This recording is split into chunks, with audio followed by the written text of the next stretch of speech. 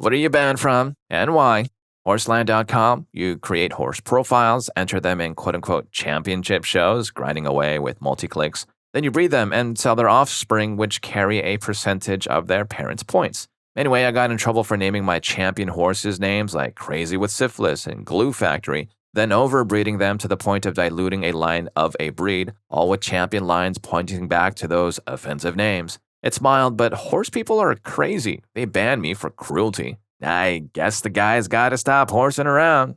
Story 2. I was on the USA's no-fly list for many years. So every time I checked in at an airline ticket counter, the check-in staff would inform me, and by extension, people in line behind me, that I was on the no-fly list. They would proceed to take my ID and call some number to talk to someone who would decide if I could get my boarding pass. Sometimes they'd get a security guard to come stand around and just watch me while they were getting clearance to board me. As you can imagine, this did not go over well with the people in line behind me, many of whom seemed to be making mental notes of my appearance to see if I was going to be on their flight.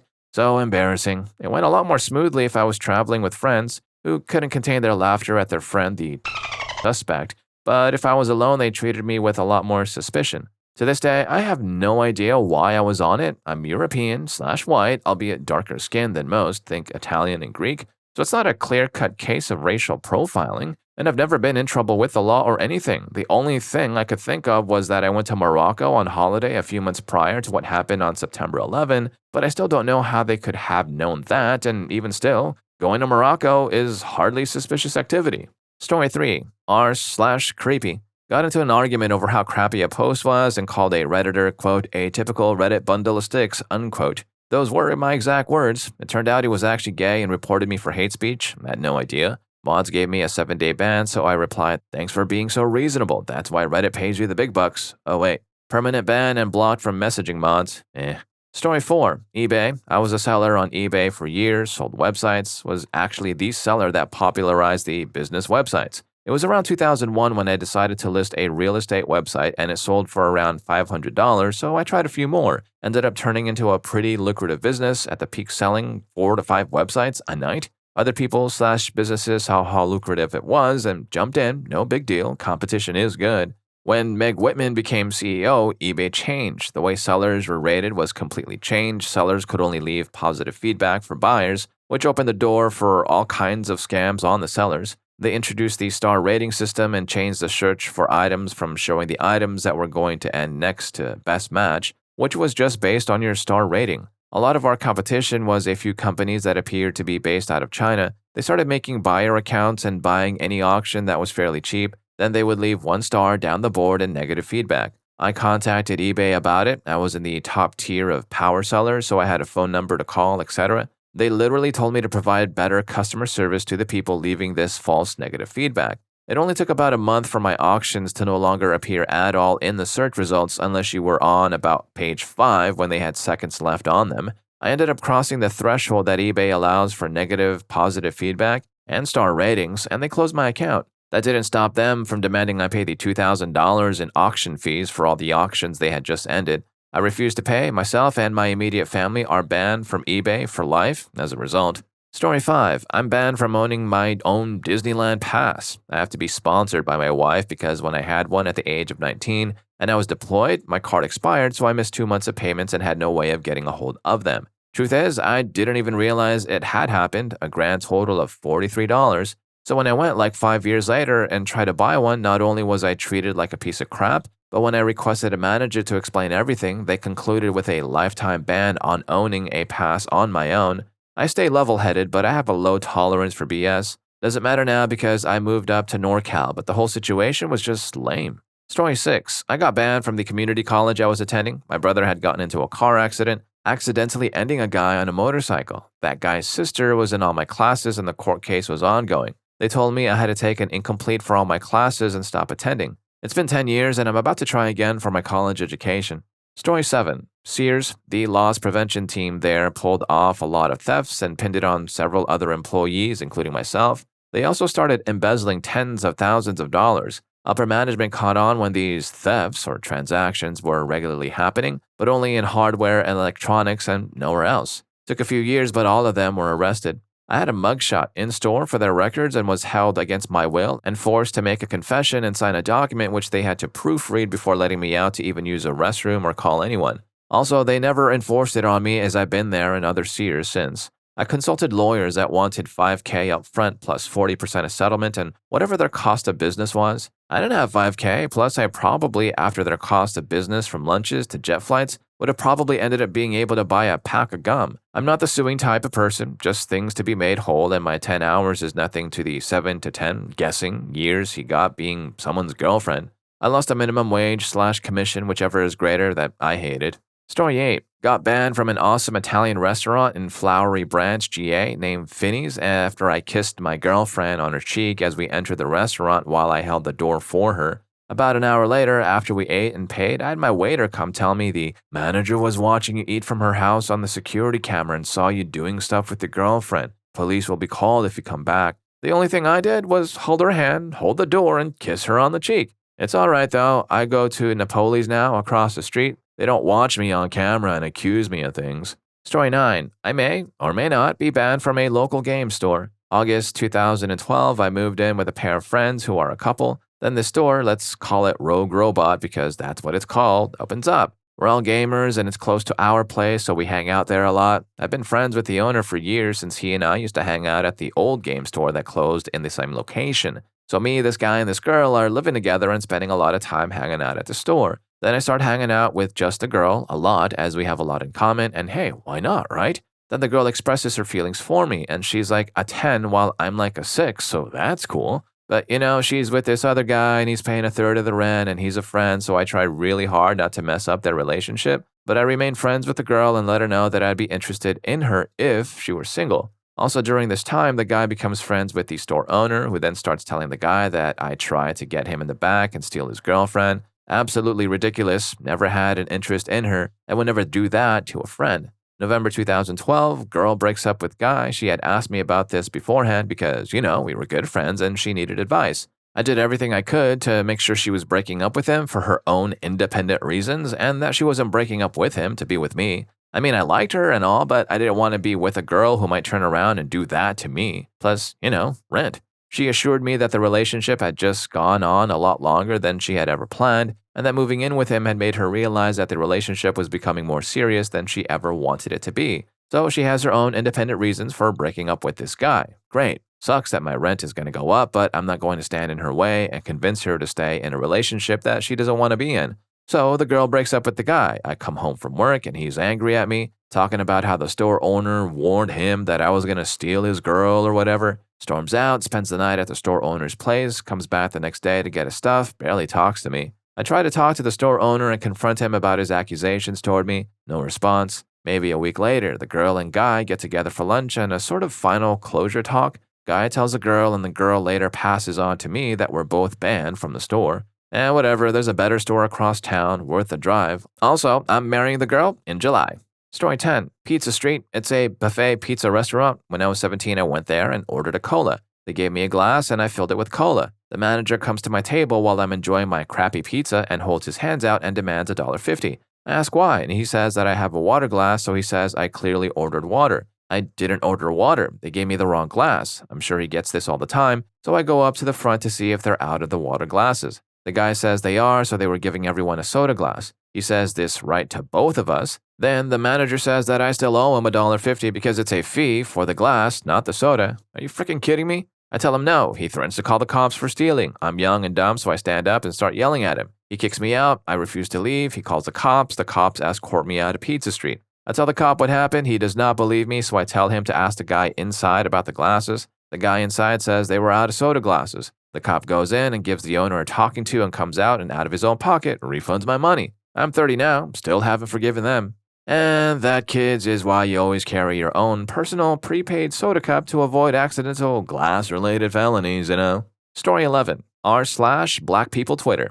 I still can't find the frickin' link. I've been looking for it everywhere, so either it doesn't exist or it was too long ago. But I distinctly remember during the time when Mary J. Blige was raising her by having an interview with someone like on NBC or something, and talking about her difficulties with reading and how she just recently learned to read after wanting to be sure people weren't screwing her over in contracts. I made a joke about it because I thought it was common knowledge, like how 50 Cent called out Mayweather. I was immediately banned for racism. I made sure and contacted the mod who banned me and told them I didn't mean anything racial by my comment and filled them in. Then wished them the best and that I would help them unpack when they got back from their power trip.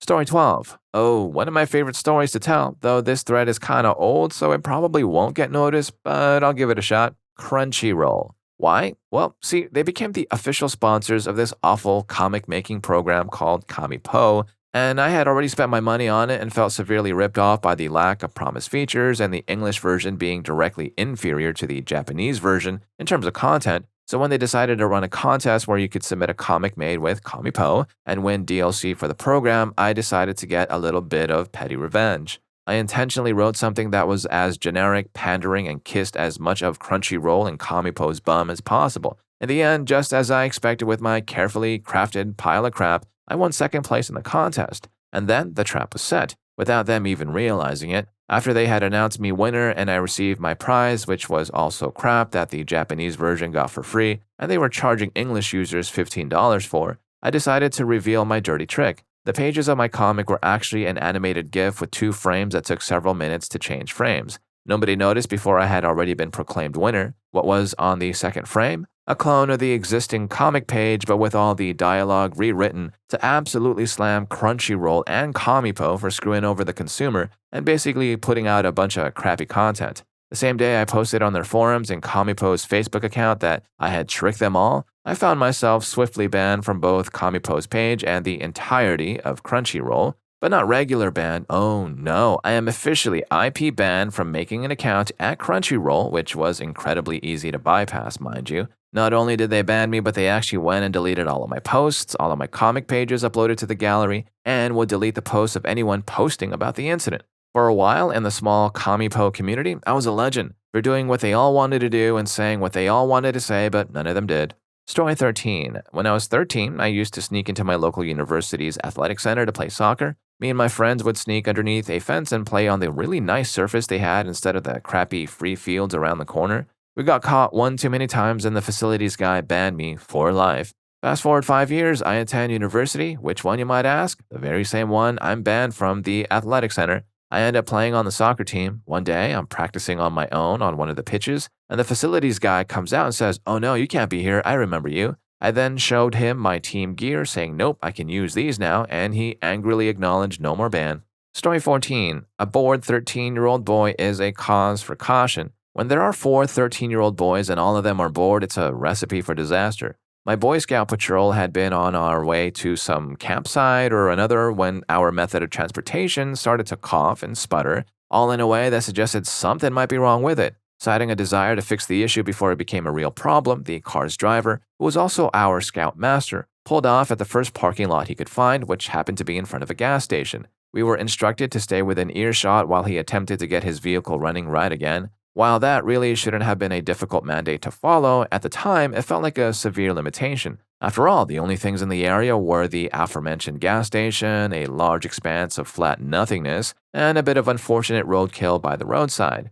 As we weren't allowed to venture toward the horizon, that left either the creature or the gas station's convenience store as our source of entertainment. This was a time before smartphones existed, which meant that we had to invent our own ways of passing the time, and that usually involved a descent in either madness or mischief. Had my fellow scouts and I been thinking more creatively or destructively, we might have found interesting ways of combining gasoline and roadkill, but instead, we focused our attention on the gas station itself and the lone attendant running it. I'll spare you the details of our shenanigans, as they're probably not that funny to someone who wasn't there. They involved a lot of giggling and yelling of meep at each other. Suffice to say that after 3 or 4 failed pranks, we became aware that he, the attendant, was engaged in a very private phone conversation. Upon realizing this, my friends and I decided to make things as awkward as possible for the guy. That was how we wound up standing in a semicircle around him, holding a crudely drawn sign while singing the bridge to Surfin' USSR over and over and over and with escalating volume. If that sounds like an absurdist's fever dream, just imagine how the poor attendant felt. To the man's credit, he endured the insanity fairly well for a while. It was only when my friends and I started dancing that he finally sighed, slammed down the phone, and pointed directly at my face. "You know something?" he shouted. "Get out. If you come back, I'll call the police." Needless to say, we made a hasty break for the exit, but about 15 minutes later we got bored again. After a lengthy discussion, which mainly involved saying, "You do it, no, you do it," over and over, my friends appointed me ambassador to the attendant, tasking with apologizing for our misbehavior and asking if we could purchase some snacks. You said no. Story 15. A random ski resort that I have never been to in Pennsylvania. Last year, my cousins and a few friends attempted to go skiing at a ski resort about 2 hours away from my house, but in the same area where my cousins and entire extended family is from. Upon going into the resort and attempting to buy a lift pass, I'm told that I can't as I have a lifetime ban resulting from an incident in 1982. 1, I have never been to this particular resort, and 2, I'm in my early 20s and wasn't even born in 1982. Regardless of this, they wouldn't make an exception and let me buy a lift ticket. Upon returning home and telling the story to my grandma, she informed me that my dad, who happens to have the same name as me, and his friends got in an all-out 20-person brawl there when he was in high school, and he was banned for life from the ski resort. Story 16. Newegg. Long time ago, I was building a computer, needed a CPU. Dad offered to buy it for me. Refused to use his credit card on my account, even after explaining that we can tell it to not save the information. And thanks for trusting me, Dad, so I made another account. Years later, my mom's hard drive is starting to go out, so I look for a good replacement. Friday night, find one on sale. Sale ends on Saturday. I try to order it, only to find out I'm banned. I called their support and they said I was banned for having multiple accounts, thus the backstory I told earlier. Also, I should note I have never bought more than one of anything from them.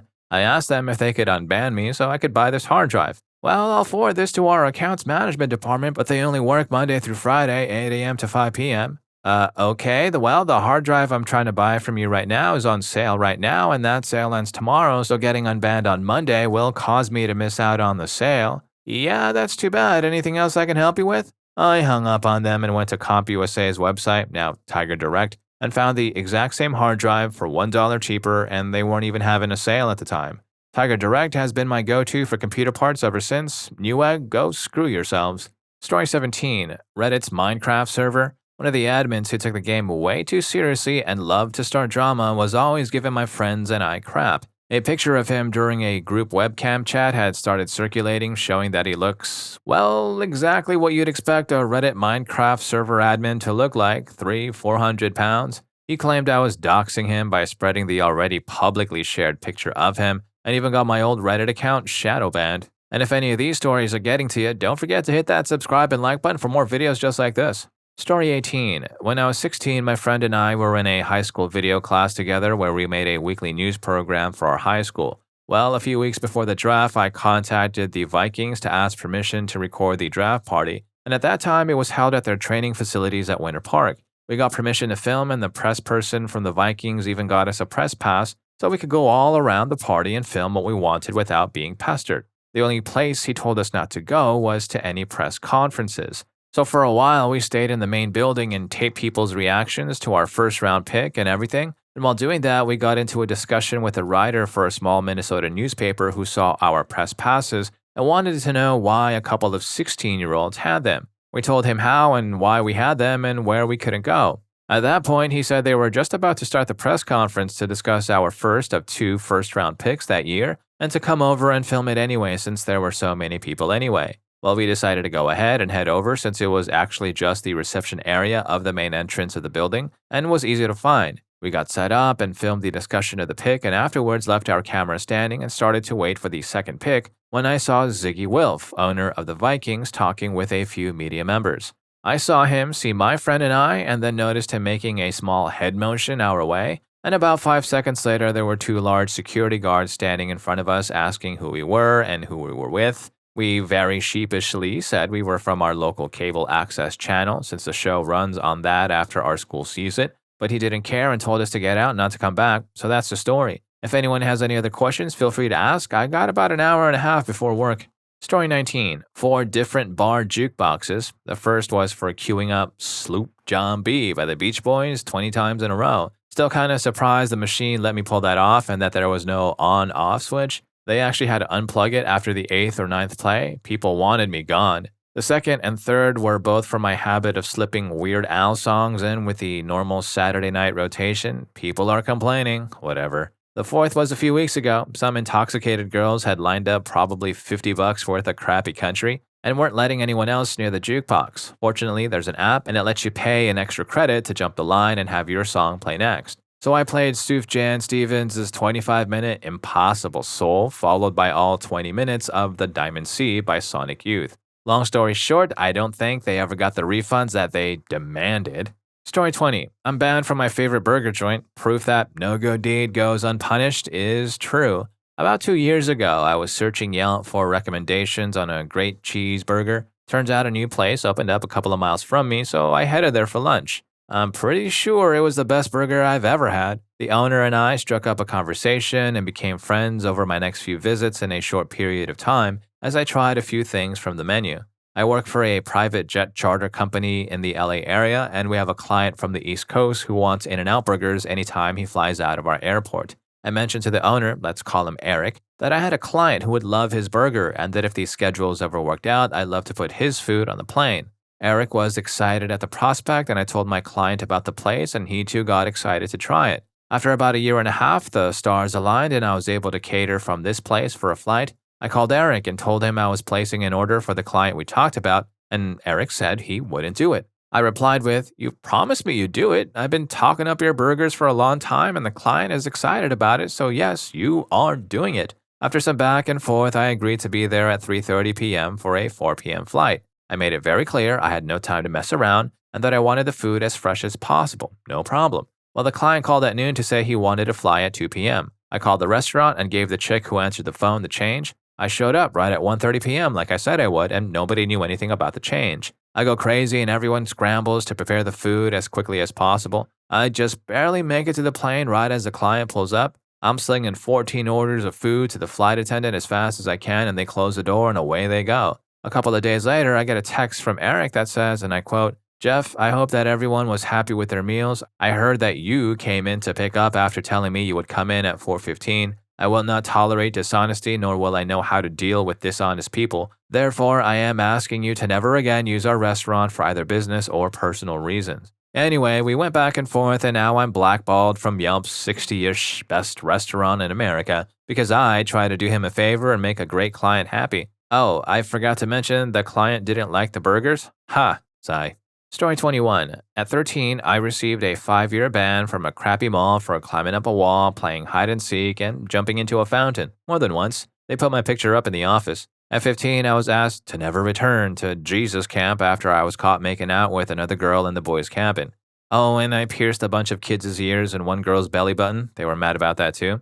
At 19, I was banned from my favorite Mexican restaurant after my fake ID got wet on the bar and started to ink. That was a sad day. I was a regular there for 32-ounce margaritas. I missed you dearly. At 20, I was blacklisted by several fraternities because I was pretending to be a sorority sister to get into private Greek events, open bar, what? The same year, I received a 12-month ban from all IM Sports for kicking a witch during a soccer match. In my defense, she stopped on my foot and pulled my hair when the ref wasn't looking. Don't mess with me. Then came the quiet years. Some say I've lost my touch. Others whisper that I'm planning one final caper. The world will just have to wait and see.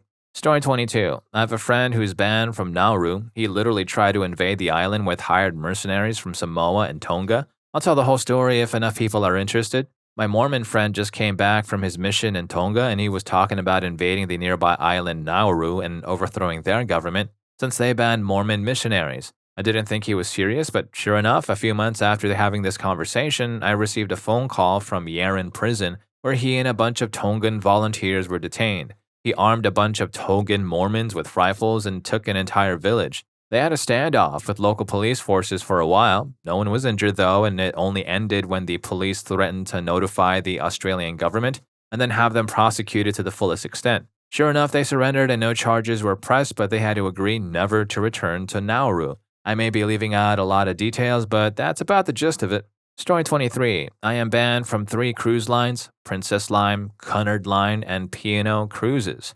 Some scouser was making a scene on the last night at the bar, verbally screaming at the bar staff. At one point, he hurt his wife. Ship security was doing a pathetic job of controlling him. And when I found out what he had called my 13-year-old sister, I became less reserved. About 2 hours later, I bumped into them again, him and his brother, both in their 30s and heavyset while I was 19. We got into an argument that escalated into a fight. Since it was around 3 a.m., no one else was around. I saw them the next day as we were getting off the ship. One of them was black and blue. By the way, I played a game of throw a few hooks, run, wait for the least out of shape one to catch up a little, repeat. So I was never truly 2-on-1. Well, now I can't go on very many cruises with my family anymore. Story 24. I'm sure this will get buried, but anyway. I'm banned from almost every club in my hometown. There's one security firm that runs the doors, and I annoyed them one too many times. The straw that broke the camel's back, once, while queuing to get in, I was randomly picked out of line and searched just to tick me off and put off the girl I was with. Long story short, I had some grass, which I'd forgotten about, so I was kicked out again and the bouncer pocketed my grass. I saw a policeman and told him to search the bouncers, claiming they were trying to sell grass. He couldn't really say no in front of the line, about 200 people, so he asked the bouncer to empty his pockets. Lo and behold, he had not only grass, but a load of stuff too. I had to leave pretty quickly after that, being a scrawny 16-year-old and all, but I could never get into any bigger club afterward. My name and picture were up on the walls everywhere I went, and on the odd occasion that I did sneak in, I usually got found and harmed. Good times. Story 25. I was banned from a local historical fencing school because I kept forgetting that we weren't allowed to wrestle when sparring. I was getting my bum kicked by this guy who had years of experience compared to my single day. It might have been easier if both of us had the same weapons, but I had a massive shield, really awkward armor, and a small sword, whereas he had professional-grade fencing attire and a two-handed sword. So as he was coming back to beat the snot out of me once more, I thought to myself that since he had the advantage in range, I could nullify that by going in close and trying to strike him, right? I did exactly that. I rushed in close with the shield, dropped my sword, and proceeded to grab him around the waist. However, my armor was too awkward, and I ended up flooring the poor guy in a rather clumsy blast double-leg takedown. He couldn't get up after falling under the combined weight of his own armor and my armor on top of him. They literally had to stop the session because of his injury. He was one of the best fighters in the school and was counted on for many of the tournaments they attended. He was out of action for months, and I still feel incredibly guilty. The school's main instructor politely told me that I wasn't welcome at the club anymore, as my mindset wasn't something they wanted their students to deal with. The friends of the guy I floored told me I was a complete idiot and that I shouldn't show up anymore for my own safety. I honestly don't blame them. I still don't know why I grabbed the guy. I joined a boxing gym instead. Story 26. I got banned from r/explain like I'm 5 for a week not long ago. A person asked a question that recently I also had. When I had the question, I researched a bunch of sites and came across a short YouTube video that explained it in a very simple and clear manner. So when I saw the question, I was excited. I thought, that video I saw answers this perfectly. So I posted something like, this video explains it perfectly, and added the link. The post got auto-filtered with a message that said something like, your response is too short. If the question can be answered so simply, it's probably not a good topic for explain like I'm 5. I thought, well, the answer is more complex, but it is in the video. The system thinks I'm answering it in my post.